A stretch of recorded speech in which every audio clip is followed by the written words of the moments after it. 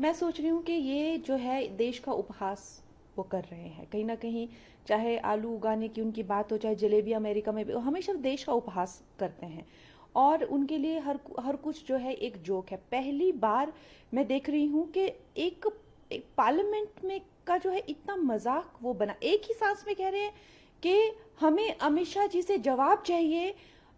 एक सांस में ये कह, हमें अमित शाह जी से जवाब चाहिए कि ऐसा ऐसा स्टूडेंट्स के साथ उन्होंने किया कि नहीं किया। हम यहाँ उनकी बात सुनने के लिए नहीं है, फिर कह रहे हैं कि हमें जवाब चाहिए। ये किस तरह का मजाक ये देश के साथ हो रहा है? मतलब उन्हें कोई लाज, कोई शर्म नहीं रही है। और पूरी दुनिया देख रही है और ये सोच रही है ये किस तरह का पर्सन है जो एक ही सांस में कह रहा है कि अमित शाह मुझे तुमसे जवाब चाहिए कि क्या जो भी उनके क्वेश्चंस हैं कि गोली चली थी क्या, आंखें फूटी थी या जो भी है, लेकिन मैं यहाँ तुम्हारी बकवास सुनने के लिए नहीं हूँ। Why should I listen to you? अरे, आप जवाब मांग रहे हैं, फिर आप कह रहे हैं why should I listen to you? एक ही सांस में आप ये ऐसी दो गली बातें कैसे कर रहे हैं? How does this even work? What is he thinking? He is taking people for granted. और फिर एक बात में वो कहते हैं कि अगर उन्होंने गोली चलाने को कहा था तो ही मतलब वो उस बात के दोषी हुए। और अगर उन्होंने नहीं कहा था तो वो जो है इनकेपेबल है, मतलब गोली चलाने के इनकेपेबल हैं वो। तो कुछ जर्नलिस्ट ने ये भी कहा कि आप ये क्या कह रहे हैं कि इनकॉम्पिटेंट है गोली चलाने के वो, तो क्या गोली चलनी चाहिए थी बच्चों पे? तो उस पे वो जो है वो भड़क पड़े। और उन्होंने जो है जर्नलिस्ट को कितना भला बुरा कहा कि तुम चूहे हो, तुम ये हो। इस तरह से जो वो अपनी भड़ास निकाल रहे हैं और इस तरह से जो वो पार्लियामेंट का अपमान कर रहे हैं, पूरे देश का अपमान कर रहे हैं, देशवासियों का अपमान कर रहे हैं। मुझे लगता है कि उनका जो है ये as a opposition leader, I am 100% sure कि उनकी ये लास्ट टर्म है। उन्होंने ये भी कहा कि अमित शाह जी को इस्तीफा दे देना चाहिए। वो तो प्राइम मिनिस्टर का इस्तीफा मांग रहे हैं। वो जो है इस देश के डेमोक्रेटिकली इलेक्टेड प्राइम मिनिस्टर का इस्तीफा मांग रहे हैं, जिन्हें जो है इतना बड़े मैंडेट जो भी तीसरी बार मिला है। तो वो तो हर एक का इस्तीफा मांग रहे हैं। उनको तो लगता है कि उनके सिवाय इस देश में कोई एग्जिस्ट ही नहीं करना चाहिए। और फिर बाकी जो उनकी करतूत है, चाहे वो सोरोस के साथ मिलकर, चाहे वो इंटरनेशनल शक्तियों के साथ मिलकर इस देश के टुकड़े कर देना, इस देश को कहीं का नहीं छोड़ना, उनका तो सीधा सीधा यही है जो मैंने हमेशा पहले से कहा है कि राख हो जाए लेकिन मैं राख पर ही शासन करूंगा। लेकिन उनको और कुछ नहीं पड़ी है। तो वो किसका इस्तीफा मांगते हैं, वो क्या चाहते हैं, उससे क्या फर्क पड़ता है जब जनता को वो मैटर ही नहीं करते हैं। ये तो उनकी माता जी हैं, इटालियन माता जी, जो जैसे तैसे करके ऑपोजिशन को जो है ठूस रही हैं कि इसी को ही ऑपोजिशन लीडर बनाना है। नहीं तो जनता तो उनको बिल्कुल भी 100 इलेक्शन वो हार गए हैं।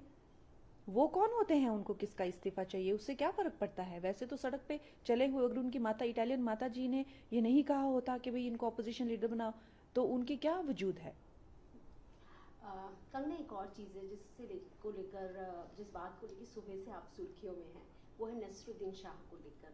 आपने एक टिप्पणी की है, उनको लोमड़ी शब्द का इस्तेमाल किया, क्या कहेंगे आप? ये अब की बात नहीं है, ये फिल्म इंडस्ट्री का ये रवैया हमेशा रहा है। आपने देखा है कि जंतर मंतर पर, जो पार्लियामेंट पर जो ये अटैक हो रहा था, जब मेरे कितने पार्लियामेंटेरियन फ्रेंड हैं जिनकी गाड़ियों पे लोग चढ़ गए थे, उनके शीशे जो है तोड़ दिए थे। आप सब जानते हैं, ये किसी से छुपा नहीं है। मेरे घर के बाहर जो है गेट तक लोग चढ़ गए थे, कम से कम नहीं तो यहाँ पे 2,500 लोग मेरे गेट के बाहर था। और यहाँ पे इतनी पुलिस फोर्स बुलानी पड़ी कि रात को तो हम सो नहीं पाए। तो इस तरह की जो स्थिति जब बनी हुई थी तो ये सब जो है वो घड़ियाली आंसू रो रहे थे। लेकिन अब जब झारखंड में इस तरह का बच्चों पे जो है जुल्म हो रहे हैं, तो क्या वो जेंजी नहीं है? जो देश के खिलाफ जो हो जाए, या जो प्रधानमंत्री जी को गालियां दे, प्रधानमंत्री जी के घर तक ये पहुंच गए। और वहां पर इन लोगों ने जो है क्या करने की इनकी नीयत थी। तो जो देश को गाली दे, जो प्रधानमंत्री जी को गाली दे, जो इस देश के टुकड़े करने का, क्या वही जेंजी है? और कोई जेंजी नहीं है। हम खुद युवा हैं, हम खुद नारी हैं, हमें जो है युवा विरोधी बना दिया है। हम क्यों युवा विरोधी बनेंगे? हम तो खुद युवा है, खुद वर्किंग वुमन है, खुद करियर वुमन है, खुद एक ऐसे छोटे मुकाम से उठकर ऊपर आए हैं। हम क्यों बने? हमें हमें बना दिया है युवा विरोध? ऐसा नहीं होता है। ये दोगलापन फिल्म इंडस्ट्री का भी नहीं चलेगा। फिल्म इंडस्ट्री के लोग जो घड़ियाली आंसू जंतर मंत्र के लिए बहा रहे थे, वो सेम आंसू इनको अब ये बच्चों के लिए भी झारखंड में भी बहाने चाहिए, उनकी भी तो दुविधा है। तो मैंने उनको इसीलिए कहा क्योंकि उन्होंने इतना गंदा एक वीडियो बनाया था जिसमें जो है वो इस तरह की धमकियां दे रहे थे, इस तरह की जो बातें जो है, जो सर्वोच्च हमारे जो रिप्रेजेंटेटिव हैं पूरे दुनिया से, जिनको प्रधानमंत्री जी को इतने बड़े बड़े अवार्ड्स मिलते हैं, और नहीं तो उन्हें उतनी तो डेमोक्रेसी की गरिमा रखनी चाहिए कि एक इलेक्टेड वो हमारे वो संविधान के हिसाब से हमें उनका सम्मान करना चाहिए। जैसे हमारे राष्ट्रपति प्रथम नागरिक होते हैं, उसके प्रधानमंत्री जी जो है हमारे लीडर होते हैं पूरे देश के। तो क्या इतनी कोई भी उठकर जो है इतनी गंदी गंदी, इतनी भद्दी भद्दी बातें और धमकाना, देश से निकल जाओ, तुम्हें जला देंगे, तुम्हें मार देंगे, ये क्या कोई आपको लगता है क्या ये सभ्य बातें हैं? और जब देखो जो चाहे उनकी फिल्में हो, चाहे उनकी बातें हो, चाहे उनके इंटरव्यूज हो, ये पाकिस्तान की प्रेम कथा कब खत्म होगी? जब देखो पाकिस्तान के प्रेम में ये मरे रहते हैं। आई वांट टू नो कि अब पार्टीशन को भी इतने साल हो गए हैं, तो ये लव स्टोरी खत्म क्यों नहीं हो रही है? जब इतने ज्यादा, चाहे वो पहलगाम अटैक हो, चाहे वो हमने ऑपरेशन सिंदूर किया हो, देश कहीं और जा रहा है, सेनाएं कहीं और जा रही है, नागरिकों का कहीं कुछ और जो है संघर्ष है पड़ोसी देशों को लेकर। ये बॉलीवुड की लव स्टोरी पाकिस्तान के साथ खत्म कब होगी? तो they are answerable for this. साथ में कंगना, पिछली बार आपने एक शब्द का इस्तेमाल किया था जेंजीज के लिए, गटर शब्द का, लेकिन बाद में आपने यू टर्न लिया और उनको कहा कि वो देश की स्ट्रेंथ है। जी देखिए, जो लोग खुद को कॉकरोच बोलते हैं, तो अगर हम कहें कि कॉकरोच तो गटर से निकलता है, तो इसमें क्या बुराई है?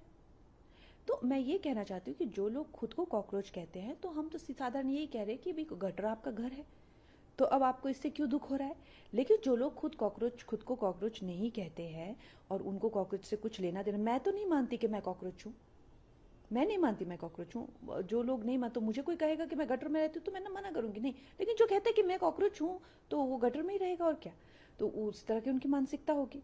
लेकिन ये कह देना कि जी मैंने सबको कहा, सब युवाओं को कहा, ऐसा नहीं होता है। सब, अगर कुछ युवा ड्रग्स करते हैं और हम ये कहें कि नहीं, कुछ युवाओं ने जो है वो आजकल जो है ये एक इस तरह से एक रीत चली हुई है कि ड्रग्स की या किसी और तरीके की बैटिंग की, जुआ की, या किसी और तरह की ऑनलाइन के जो एडिक्शन हो जाती है, ब्लैक वेब की, अगर हम किसी युवा वर्ग को संबोधित करें तो इसका मतलब ये थोड़ा ना है कि सब, बताइए मेरा ऐसा कहाँ मैंने लिखा है कि सब युवा गटर है। मैंने स्पेसिफिकली सम पीपल या सम वुमेन, ये मैंने स्पेसिफिकली लिखा हुआ है। तो क्या अब हम उनको कैसे संबोधित करें? अगर हमें किसी को दिखाना कि कुछ युवा जो है, तो हम ये कहेंगे some youth are doing drugs these days, इसी तरह से हम उस वाकयात को शुरू करेंगे। तो इस तरह से दिखाना कि जी हमने सारे ही युवाओं को उसमें इंक्लूड, सारे तो कहीं भी कुछ किसी भी चीज़ के लिए इंक्लूड नहीं हो सकते हैं, ना अच्छाई में ना बुराई में। इतनी तो कॉमन सेंस सभी को होती है, लेकिन खैर विपक्ष को तो कॉमन सेंस भी नहीं है। नहीं तो एक ही सांस में कोई कैसे कह सकता है कि I don't have time to listen to you Amit Shah, but I want answers of these things from you. हाँ तो भाई आइए अंदर पार्लियामेंट में ये सब प्रश्न अपने रखिए, जो आप पूछ रहे हैं वो सब प्रश्न पार्लियामेंट में रखिए। आप क्या चाहते हैं कि अमित शाह जी आपको पार्लियामेंट के आंगन में आकर 1 to 1 जवाब दे? क्या मतलब? तो जिन लोगों का इतना आईक्यू लो हो, उनसे आप क्या उम्मीद कर सकते हैं? कंगना, एक और नया एक अपडेट है सेस को लेकर। हिमाचल में जो ऑर्फन और विडोज के नाम पर 60 पैसे का सेस लगाया जा रहा है, उस पर क्या कहेंगे? हिमाचल की जो दुर्दशा है वो किसी से नहीं छुपी है। हिमाचल में जो है बहुत बुरा हाल है, और आए दिन हर एक तरह के टैक्स जो है वहाँ पर लगा के जो लोगों की जो है दुर्गति कर रहे हैं। और अगर उन्हें विडोज़ का हेल्प करना है और अनाथ बच्चों की आड़ में जो करप्शन वो कर रहे हैं कांग्रेस वाले, वो किसी से नहीं छुपी है। और अब की बार ऐसी हिमाचल के लोगों की आंखें खुली है कि मुझे नहीं लगता अब अगली बार तो छोड़िए, कभी भी कांग्रेस सत्ता में आएगी, क्योंकि हिमाचल ने ऐसा गंदा रूप और ऐसा भ्रष्टाचार कभी भी नहीं देखा था। बहुत तरह के टैक्सेस उन्होंने लगाए, यहाँ तक कि सुक्खू की सरकार जो है वो देवदार के सारे पेड़ बेचकर भी खा जाना चाहते थे। तो इस तरह से भी उनके कई करतूते जो है, कई तरह के लोग स्तब्ध रहे कि कई जगह पे उनको रोका भी गया। अब ये टैक्स उन्होंने विधवाओं और लाचारों के नाम पे डाल तो दिया है, लेकिन ये इसके पैसे जाएंगे कहाँ वो हम सबको पता है। कि ये भ्रष्टाचार की एक और पैंतरा उन्होंने आजमाया है। तो मैं यही कह सकती हूँ कि जितनी जल्दी ये कपटी सरकार वहाँ से निकले और भारतीय जनता पार्टी की डबल इंजन सरकार वहाँ पे पहुँचे, और यही आई थिंक सब हिमाचली भी इसी का वेट कर रहे हैं। आई थिंक वो तो लास्ट मोमेंट तक किसी को भी पता नहीं होता है, लेकिन आई एम श्योर कि कोई ना कोई स्ट्रॉन्ग लीडरशिप हमें वहाँ पे चाहिए। And Himachal Pradesh is lagging behind, बहुत ज़्यादा कर्जे में जो है वो डूब चुका है, भी है because of the terrain, because of the mountain.